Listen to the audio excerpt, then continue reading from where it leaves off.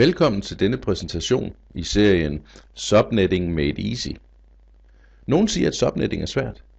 Andre siger, at det er let. Ved at følge denne serie vil du også finde ud af, hvor let det egentlig er. I denne præsentation vil vi genbruge teknikken fra vores subnetting af et klasse C-netværk. Og når vi gør det, så vil du opdage, hvor enkelt det egentlig er at subnette. Vores udgangspunkt er et klasse B-netværk. Vi har adressen 192.16.00/16 som udgangspunkt, 16 hostbit og 16 netværksbit. Med 16 hostbit så har vi 65.536 kombinationer, og vi skal lige trække en netværksadresse og en broadcastadresse fra, så vi får 65.534 host på dette netværk.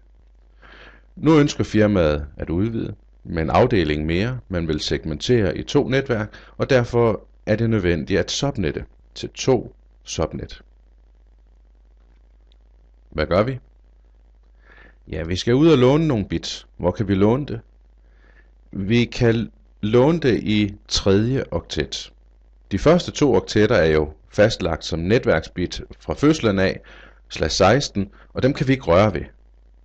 Hvor mange bit skal vi bruge til at lave 2 subnet med? Lad os tælle i bitkalkulatoren. Med 1 bit kan vi lave 2 kombinationer. Altså vil vi bruge 1 bit af vores hostdel til at subnette med. Det betyder i praksis, at vi kommer op på 17 netværksbit. Vi havde 16 i forvejen, og nu har vi lånt en mere, så sammenlagt bliver det 17. Det betyder også, at vi får spring på 128, for vores laveste netværksbit peger på 128 i spring. Hvor mange hosts får vi så? Ja, vi begyndte jo at låne i 3. oktet. Som udgangspunkt var der 8 hostbit. Deraf lånte vi 1 til netværk, så er der 7 tilbage. Men vi har også hostbitene i 4. oktet. Så vi har 7 plus 8, det er lig med 15 hostbit. Hvor mange host kan vi så lave med 15 hostbit? Hvor mange host bliver der per subnet? Lad os prøve at tælle i bitkalkulatoren. 1, 2 bit, 3, 4, 5, 6, 7, 8, 9, 10, 11, 12, 13, 14, 15 bit, og så vipper vi den lige, så får vi 32 kilo host.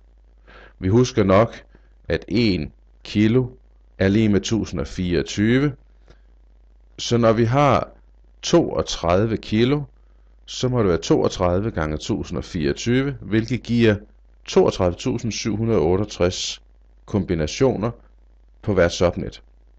Vi husker også, at vi stadigvæk har en adresse til at identificere netværksadressen, en adresse til at identificere broadcastadressen, hvilket betyder, at vi skal trække 2 fra det her tal.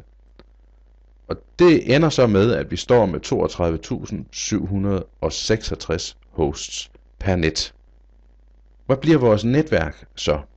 Ja, vi husker, at vi lånte 1 netværksbit, hvilket gav os, at vi skulle have spring på 128. Så lad os se. 172.16.00 var den laveste. En /17, vi havde lånt 1 netværksbit. Det gav en subnetmaske på 255, 128 i 3. oktet og 0 i 4. oktet. Så skulle vi lægge 128 til. Hvor var det, vi havde lånt 1 bit hen? Det var i 3. oktet, så det er også her, vi skal lægge 128 til for at få næste netværksadresse. Så bliver den 172, 16, 128, 0 som værende vores netværksadresse. Stadigvæk med en subnetmaske på 255, 128, 0. Altså en /17.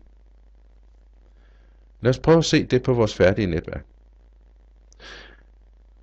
Vi har den ene afdeling, den har adressen 172.16.00/17. Den har en broadcast adresse, som er næste netværksadresse minus 1. Næste netværk, det var 172.16.128.0. Trækker vi 1 fra det, så får vi 127.255, som er broadcast-adressen på det laveste net. Betyder også, at hostadresserne går fra 0.1 til 127.254.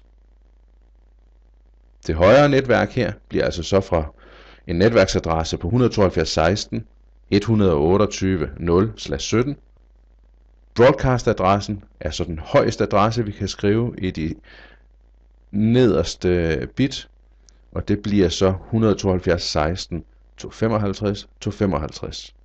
Og hostadresserne, det er så det inde imellem, fra 128.1 til 255.254. Tak fordi du lyttede med på præsentationen, som viser, at vi kan genbruge teknikken fra vores subnetting af et klasse C-netværk. Det er samme teknik, vi bruger i subnetting på klasse B-netværk. Vi skal bare være opmærksom på, hvilken oktet det er, vi låner bit fra hostdelen til netværksdelen. Så viser det sig, subnetting er slet ikke så svært endda.